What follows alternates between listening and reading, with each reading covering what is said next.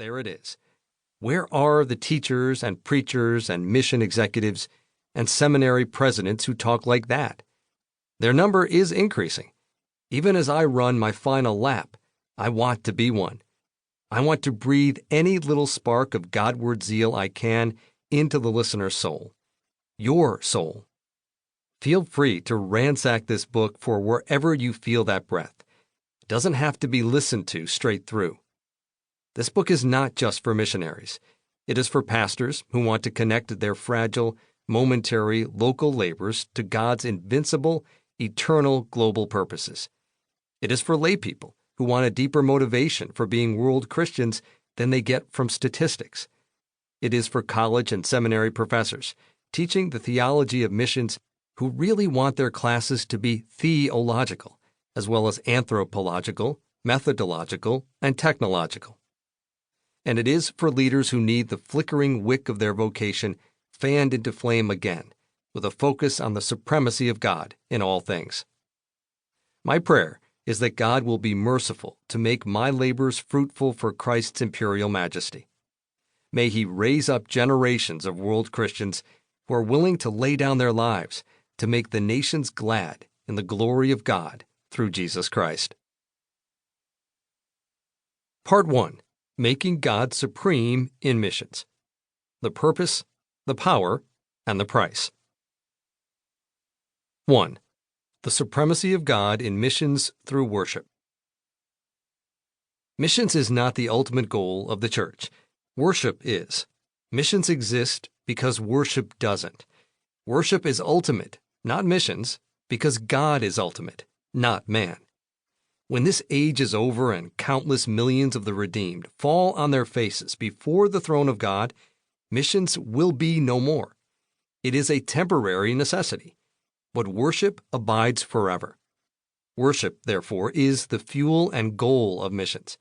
It's the goal of missions because in missions, we simply aim to bring the nations into the white-hot enjoyment of God's glory. The goal of missions is the gladness of the people in the greatness of God. The Lord reigns. Let the earth rejoice. Let the many coastlands be glad. Psalm 97, verse 1. Let the peoples praise you, O God. Let all the peoples praise you. Let the nations be glad and sing for joy. Psalm 67, verses 3 through 4. But worship is also the fuel of missions.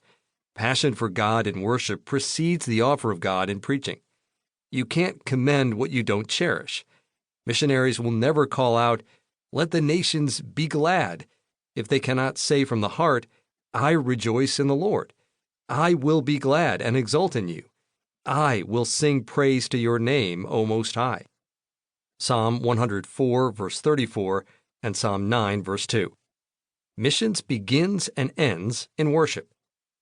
If the pursuit of God's glory is not ordered above the pursuit of man's good in the affections of the heart and the priorities of the church, man will not be well served, and God will not be duly honored.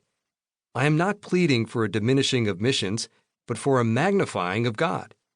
When the flame of worship burns with the heat of God's true worth, the light of missions will shine to the peoples on earth in the greatest darkness. And I long for that day to come. Where passion for God is weak, zeal for missions will be weak.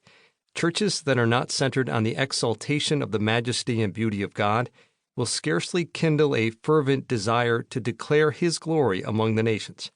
Psalm 96, verse 3. Even outsiders feel the disparity between the boldness of our claim upon the nations and the blandness of our engagement with God. Albert Einstein's indictment. For example, Charles Misner, a scientific specialist in general relativity theory, expressed Albert Einstein's skepticism about the church with words that should awaken us to the shallowness of our experience with God in worship. The design of the universe is very magnificent and shouldn't be taken for granted. In fact, I believe that is why Einstein had so little use for organized religion, although he strikes me as a basically very religious man. He must have looked at what the preachers said about God and felt that they were blaspheming.